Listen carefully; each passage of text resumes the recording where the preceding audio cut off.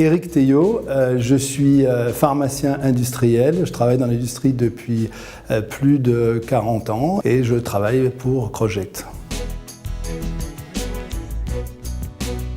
Dans ce domaine du développement d'un produit innovant, on a besoin déjà de développer le concept, de développer aussi les outils industriels et seulement à ce stade, on passe aux phases de développement proprement dites pharmaceutiques.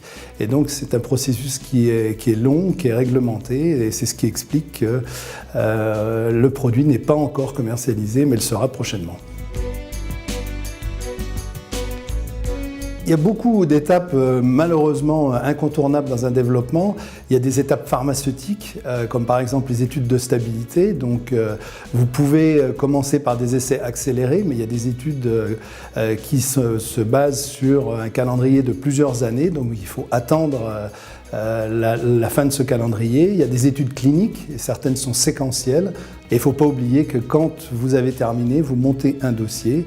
Et ce dossier, vous le déposez aux autorités. Et les autorités, là encore, elles vont prendre de 1 an à 2 ans avant de vous donner une réponse. Zeneo est véritablement très attendu par à la fois les professionnels, c'est-à-dire les industries pharmaceutiques qui veulent pouvoir disposer d'un nouveau système d'injection sans aiguille, donc qui veulent passer au cran supérieur par rapport aux technologies qui existent déjà. Et pour les patients, Zeneo est également très attendu.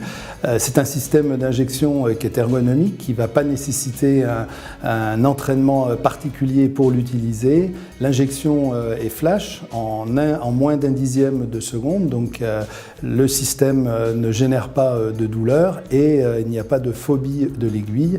Une fois que l'injection est terminée, on a également une grande sécurité, il n'y a plus de risque de contamination.